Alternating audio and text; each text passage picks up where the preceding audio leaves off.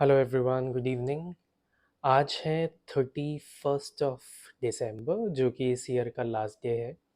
और मैं year and होने से पहले आज अपने सोलर पैनल्स वाला जो मैंने वीडियो स्टार्ट किया था वो क्लोज़ करना चाहता हूँ, ताकि आप सबको पता चल सके कि वो एग्जैक्ट वीडियो किस लिए है। तो जैसा मैंने बताया था, जो मैंने पैनल का स्ट्रक्चर लगवाया है वो है 10 किलोवाट का स्ट्रक्चर, जो ऑलमोस्ट 40 से लेके 50 यूनिट ऑफ इलेक्ट्रिसिटी एक दिन की जनरेट कर सकता है। अभी विंटर्स हैं, अभी काफ़ी कम धूप होती है, धूप में उतनी तेज़ धूप नहीं होती है, तो जनरेशन थोड़ा कम रहता है। अप्रॉक्सीमेटली 25 से 30 यूनिट्स पर डे का रहता है। बट जब पीक गर्मियाँ होती हैं, which is starting from April अप्रैल से लेके आप मान लीजिए जुलाई तक, जब तक बरसात नहीं आती है तब तक इसका generation in fact 60 unit which is 60 unit per day का भी रहा है। तो मैंने पैनल जो सोलर सिस्टम घर के लिए लगवाया वो ये सोच के लगवाया था कि मेरे को अपना इलेक्ट्रिसिटी का कंजम्पशन एकदम कम करना है। मेरी जो एवरेज इलेक्ट्रिसिटी बिल आया करता था वो आता था, मैं एवरेज आउट बता रहा हूँ, मंथली 8,000 रुपीज़। क्योंकि वो गर्मियों में पीक पे जाता था अप्रॉक्सीमेटली 22,000 रुपीज़ पर मंथ। ऐसे 3-4 बिल्स आते थे। उसके बाद विंटर्स में वो कम भी होता था। अब हमारा इलेक्ट्रिसिटी कंजम्पशन इनफैक्ट थोड़ा और ज़्यादा बढ़ गया है, क्योंकि हमारा 3 साल का बेटा है इजराइल, उसे कभी भी गीज़र में गर्म पानी चाहिए, कभी भी उसके लिए हीटर भी ऑन करना पड़ता है विंटर्स में। तो एवरेज आउट करके 8,000 रुपये मंथली कॉस्ट आती थी। जो मैंने अभी तक बिल्स पे किए हैं इलेक्ट्रिसिटी के, 8 महीने हो गए मुझे ये स्ट्रक्चर लगवाए हुए, रूफटॉप सोलर पैनल स्ट्रक्चर लगवाए हुए।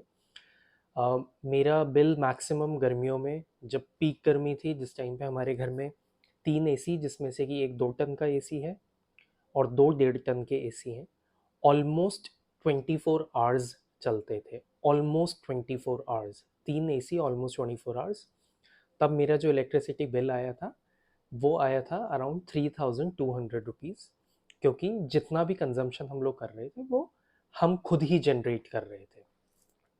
तो एक ये रीज़न था कि हमारा इलेक्ट्रिसिटी बिल बहुत ज़्यादा आता था। दूसरा रीज़न ये था, मैं और मेरी वाइफ जो शिप्रा है, हम लोग एनवायरनमेंट के लिए बहुत ज़्यादा अवेयर हैं।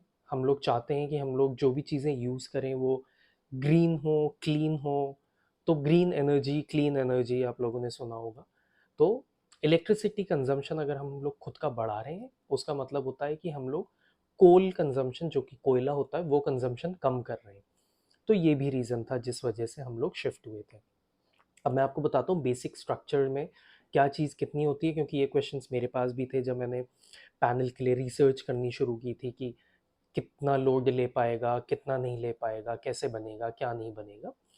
तो जो एक पैनल है, मैंने आपको बताया 530 वॉट्स का पैनल है जो हम लोगों ने यूज़ किया है घर में।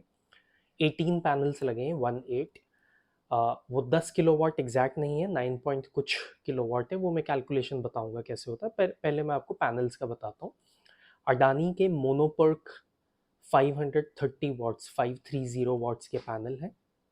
मोनोपर्क इसलिए क्योंकि मोनोपर्क लेटेस्ट टेक्नोलॉजी है। पॉलीक्रिस्टलिन थोड़ा पुराना है, उनका एनर्जी एफिशिएंसी जनरेशन एफिशिएंसी कम है, electricity generation as compare to monoperc थोड़ा कम है। तो इसलिए मैंने पॉलीक्रिस्टलिन नहीं लिए थे, मोनोपर्क लिए थे। जो मैंने पैनल लिए हैं उनका मैं डिस्क्रिप्शन और लिंक डिस्क्रिप्शन बॉक्स में डाल दूंगा यूट्यूब के, तो आप रेफ़र कर सकते हैं।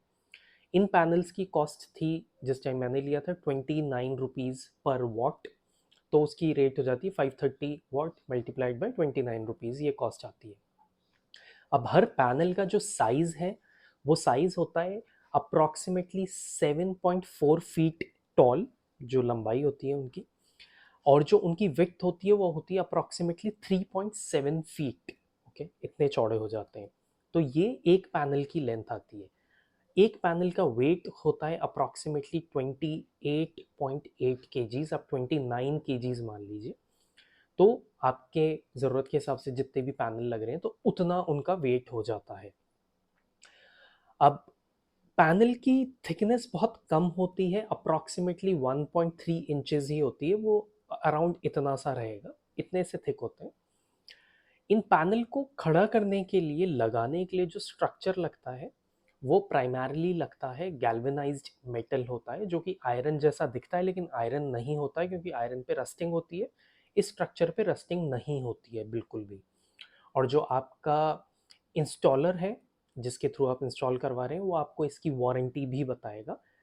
25 साल जनरल इनकी सोलर पैनल सिस्टम की लाइफ बोलते हैं, बट ये जो स्ट्रक्चर होता है 25 साल से भी ऊपर चलता है।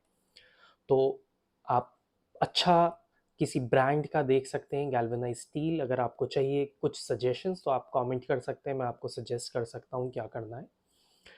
थर्ड इसमें होता है जो मैंने बताया था इन्वर्टर, मैंने हेवल्स का इन्वर्टर लिया था। बहुत सारी ब्रांड्स हैं इन्वर्टर की मार्केट में, मेरे को हेवल्स पे थोड़ा ज़्यादा ट्रस्ट इसलिए था क्योंकि उसमें 10 इयर्स की वारंटी है। अभी बहुत सारी ब्रांड्स 10 इयर्स की वारंटी नहीं दे रही हैं, वो 5 साल की वारंटी देते हैं। सबसे ऑलमोस्ट सबसे बड़ा कंपोनेंट है आपके रूफटॉप सोलर सिस्टम का सोलर इन्वर्टर, इसलिए मैंने थोड़ा और ज़्यादा पैसा इन्वेस्ट किया सोलर इन्वर्टर में, जो कि हेवल्स का है। मेरे को जो उसका इन्वॉइस्ड अमाउंट था वो पड़ा था 86,912 रुपीज़। ये मैं बात कर रहा हूँ for the month of April 2022। अप्रैल 22 में उसकी रेट थी अराउंड 87,000, आप मान लीजिए। 10 ईयर वारंटी का है। इसका मॉडल नेम है enviro G T I 11,000। Okay, enviro ENVIRO GTI 11,000, ये इसका मॉडल है। अब बात करते हैं हम लोग पैनल का कैलकुलेशन कैसे होता है। जैसा मैंने बोला, मेरी रिक्वायरमेंट थी 10 किलोवाट, क्योंकि मेरा कंजम्पशन बहुत ज़्यादा था, इलेक्ट्रिसिटी कंजम्पशन जो हम लोगों का घर पे है वो बहुत ज़्यादा था। तो पैनल का कैलकुलेशन ऐसे होता है, अगर मुझे 10 किलोवाट का लगवाना है तो जो पैनल आपका इंस्टॉलर आपको दे रहा है, आपको उस पैनल का, हर पैनल का वॉटेज पूछना है, कितने वॉट का वो पैनल है। मैंने बताया मेरे पैनल्स थे 530 वॉट्स के। तो 10 किलोवाट के लिए हम कैसे कैलकुलेट करेंगे, 10 kilowatt is equal to 10,000 units. आप 10,000 को डिवाइड करिए 530 से, तो जो रिजल्ट है वो आएगा अप्रॉक्सीमेटली 18.8। तो जो मेरे लगने चाहिए थे वो अप्रॉक्सीमेटली 18.8 पैनल लगने चाहिए, तो 0.8 लग नहीं सकता, या तो 19 लगते या 18 लगते। 19 में हमारी स्ट्रक्चर की जो सिमेट्री है, एज इन जो पैटर्न है, जिस पैटर्न में मैंने अपना सोलर सिस्टम लगाया और आप लोगों को दिखाया भी है पिछले वीडियोस में, वो थोड़ा सा डिफरेंट होता और बिगड़ जाता, थोड़ा एक पैनल अलग से लगा हुआ दिखता, तो मैंने उसको 18 पैनल्स ही लगवाए। एक्चुअल जो किलोवाट आया है वो है 9.56 किलोवाट का जो मेरा रूफटॉप सिस्टम है वो लगा है। तो इस तरह से कैलकुलेशन किया जाता है। अगर आपको अभी भी कन्फ्यूजन हो तो आप मुझे कमेंट कर सकते हैं, मैं आपकी हेल्प करूंगा। जितने भी किलोवाट का आप रूफटॉप सोलर सिस्टम लगवाना चाहते हैं उसका कैलकुलेशन मैं आपको बता दूंगा। पैनल का आपसे कुछ डिटेल्स लूंगा, क्या है क्या नहीं है, and I will tell you किस तरह से कैलकुलेट होगा। अब मैंने आपको बताया था मैंने मोनोपर्क यूज़ किया, पॉलीक्रिस्टलिन क्यों नहीं किया। अब एक और पैनल आते हैं, वो होते हैं बाईफेशियल पैनल्स। बाईफेशियल पैनल्स में क्या होता है, बाईफेशियल पैनल्स में दोनों साइड पैनल होता है। जो सेल्स होते हैं पीवी सेल, वो दोनों साइड होते हैं, ऊपर भी और नीचे भी। पॉलीक्रिस्टलिन में ब्लू कलर की फिल्म होती है, मोनोपर्क जो मैंने लगवाया है उसमें ब्लैक कलर की फिल्म होती है। जो बाईफेशियल होते हैं, बाईफेशियल में ऊपर और नीचे दोनों तरफ फिल्म्स होती हैं, वो दोनों तरफ से जनरेट करता है। मेरे पास वो ऑप्शन था कि मैं लगवा सकता हूँ, लेकिन अगर आप सोच रहे हैं ऐसा लगवाने का तो उससे पहले एक चीज़ जान लीजिए, क्योंकि पैनल की कॉस्ट ऑलमोस्ट सेम आती है, लेकिन बाईफेशियल पैनल्स इतने हाई वॉटेज के नहीं आते। जिस टाइम मैंने लगवाया था उस टाइम नहीं आते थे, 530 वॉट तक के नहीं आते, तो 300 टू 400 वॉट्स के आते थे। उसमें क्या होता है, आपको स्ट्रक्चर की जो हाइट है वो थोड़ी नीचे रखनी पड़ती है, क्योंकि वो नीचे से भी एनर्जी जनरेट करता है, नीचे से लाइट लेके। और जो नीचे है आपकी जो छत है, उसका जो फ्लोर है वो आपको वाइट कलर का पेंट कराना पड़ेगा। अगर आप चाहते हैं कि बाईफेशियल आप लगाना चाहते हैं पैनल, तो आपको आपकी छत का जो फर्श है वो वाइट कलर का पेंट कराना पड़ेगा, जिसकी मेंटेनेंस कॉस्ट ऑलमोस्ट हर 1.5 से 2 साल में बढ़ जाती है, क्योंकि वो बरसात में थोड़ा ख़राब हो जाता है वाइट कलर। और अगर वो वाइट कलर नहीं होगा तो वो एनर्जी जनरेट नहीं करेगा।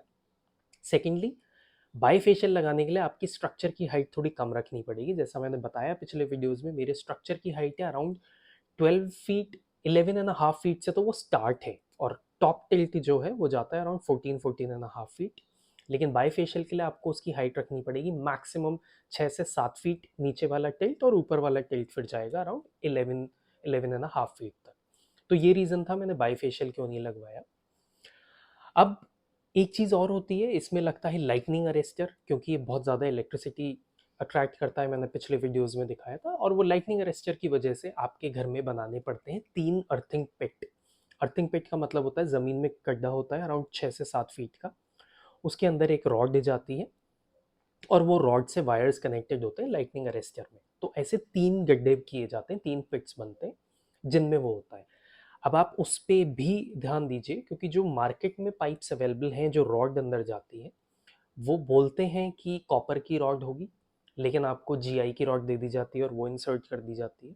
वो आपको देखना है, कोई बहुत अच्छा इंस्टॉलर होगा तो आपको वो एक रॉड काट के दिखा देगा, वो आपके पास लेके आएगा 5-6 रॉड्स और आपसे बोलेगा आपको जो रॉड काटनी है वो रॉड काट के देख लीजिए। मैंने ये किया था, मेरे इंस्टॉलर ने रॉड काट के दिखाई थी, उसमें अंदर भी कॉपर था, और सेटिस्फाई होने के बाद उसने नई रॉड लगाई थी, वो रॉड वो वापस ले गए थे। तो ऐसी 3 अर्थिंग पिट बनती है। अब फाइनली हम कंक्लूड करते हैं तो ये आता है कि आप कैसे डिसाइड करें किससे लगवाना है, क्या कॉस्ट होगी, कैसे नेगोशिएट कर सकते हैं। तो किससे लगवाना है, मेरा पर्सनल सजेशन रहेगा आप किसी ब्रांड के थ्रू लगवाइए, जैसे मैंने महिंद्रा सोलराइज के थ्रू लगवाया है। महिंद्रा खुद नहीं करता, उन्होंने चैनल पार्टनर्स बना रखे हैं, जैसे जयपुर में ओम बना एनर्जी सर्विसेज करके हैं जिन्होंने मेरे इंस्टॉलेशन किया था, और वो एक फ़ोन कॉल पे अवेलेबल होते हैं। अगर आपको लगता है कुछ प्रॉब्लम है जनरेशन में, सिर्फ लग रहा है, इंट्यूशन है नहीं, तो भी वो आ जाएंगे अगर आप कंप्लेन करोगे। तो इतना प्रॉम्प्ट उनकी सर्विस है। आप टाटा यूज़ कर सकते हैं, आप सन एडिसन यूज़ कर सकते हैं, आप कोई भी जो भी आपको अच्छा लगता है ब्रांड वो यूज़ कर सकते हैं। आपको सिर्फ पता होना चाहिए कि आप कौन से पैनल लगा रहे हैं, कितने वॉट के पैनल लगा रहे हैं, आप कौन सा इन्वर्टर ले रहे हैं, और आपका जो स्ट्रक्चर बन रहा है वो गैल्वेनाइज्ड मेटल का बन रहा है या नॉर्मल आयरन का बन रहा है। आप जो नेगोशिएट कर सकते हैं वो नेगोशिएट कर सकते हैं आप पैनल की कॉस्ट पे, जो मैंने बोला उसकी 29 से 30 रुपीज़ पर वॉट कॉस्ट आती है। इस पे आप 50 पैसे या 1 रुपी नेगोशिएट कर सकते हैं। 1 रुपी इज़ वेरी हाई, 1 रुपी शायद नेगोशिएशन नहीं होगा। इट साउंड्स की थोड़ा 1 रुपये के लिए क्या नेगोशिएट करेंगे, लेकिन पर वॉट है वो कॉस्ट। 530 वॉट अगर मेरे पैनल्स से कैलकुलेट करें तो कितनी कॉस्ट हो जाएगी, and then that also multiplied by 18, क्योंकि 18 पैनल्स लगे तो वो कॉस्ट हज़ारों में जाती है। फिर आता है आपका इन्वर्टर। इन्वर्टर जब आप फाइनल कर लें कि आपको कौन सा लेना है, आपके पास ऑप्शन है, आप अमेज़ॉन पे सर्च करिए, आप ऑनलाइन सर्च करिए, जहाँ भी आप सर्च करना चाहते हैं वहाँ सर्च करिए। आपको जो प्राइस मिल रही है उस प्राइस को देख के फिर आपके इंस्टॉलर से नेगोशिएट करिए कि मुझे ऑनलाइन ये प्राइस मिल रही है, आप इससे बेटर प्राइस दिलाओ। आपको लग रहा है कि वो ऑलरेडी ऑनलाइन हाई आ रही है प्राइस, तो आप डायरेक्टली कंपनी में कॉल करके बात करिए कि मेरे को ऐसे ऐसे इन्वर्टर लेना है, क्या प्राइस आएगी। तो वहाँ पे आप 2-5 हज़ार रुपये का और नेगोशिएशन करके कम कर सकते हैं। थर्ड जो मेजर आपकी कॉस्ट है वो रहती है आपके स्ट्रक्चर की, क्योंकि स्ट्रक्चर लोहे की रेट से ही आता है। गैल्वेनाइज मेटल लोहे से थोड़ा सा 5-7-10 रुपये ज़्यादा चलती है उसकी रेट, लेकिन आप फिर भी उस पर नेगोशिएट कर सकते हैं। लेकिन मेरा प्रेफरेंस और रिकमेंडेशन सजेशन आप लोगों को ये रहेगा कि कॉम्प्रोमाइज़ मत करिएगा स्ट्रक्चर पे, क्योंकि स्ट्रक्चर के ऊपर ही आपका पूरा रूफटॉप सोलर सिस्टम खड़ा रहेगा। एक पैनल का वेट होता है 28.8 केजीज, अप्रॉक्सीमेटली 30 किलो। अगर 20 पैनल लग रहे हैं तो अराउंड 500 केजीज का वेट आपका स्ट्रक्चर है गैल्वेनाइज मेटल का जो लेगा। तो उसका बहुत स्ट्रांग होना ज़रूरी है, लेकिन उस पर बहुत नेगोशिएशन होता है, तो प्लीज़ आप ज़रूर करिएगा। और इन सब चीज़ों के अलावा जो मैंने आपको अभी बताई है, एक लास्ट चीज़ बचती है आपकी वायरिंग, और जो आपकी एम लगती हैं वो भी आप ब्रांडेड ही लीजिए। मैंने आर केबल, हेवल्स, ल्यूमिनस ये सारे प्रेफरेंसेस दिए थे। फाइनली मेरे को आर केबल की केबल्स लगाई थी, और एल एन टी या श्नाइडर की ही एम लगाई थी। प्लीज़ आप भी यही करिएगा। ए सी डी बी और D C D B boxes में जो लगती हैं एम वो इन्हीं ब्रांड्स की, या और कोई अच्छी जो भी आपको ब्रांड लगे उन्हीं की लगवाइएगा। एक लास्ट चीज़ जो मैं बताना चाहता हूँ ये वीडियो एंड करने से पहले, ये पेड रिव्यू नहीं है कहीं से भी, ना तो मेरा कोई क्लोज कनेक्शन है महिंद्रा सोलराइज से या ओम बना एनर्जी सर्विसेज से, या और भी मैंने जिन भी ब्रांड्स के इस वीडियो में नाम लिए होंगे, किसी से कोई कनेक्शन नहीं है, अनबायस्ड रिव्यू है। ये सिर्फ अवेयरनेस और इन्फॉर्मेशन देने के लिए रिव्यू बनाया गया है। अगर आप लोगों को ये वीडियो और ये रिव्यू पसंद आता है तो प्लीज़ मेरे वीडियो को लाइक करिए, शेयर करिए, चैनल को सब्सक्राइब करिए। मैं इस तरह के बहुत सारे वीडियोस बनाता रहूँगा।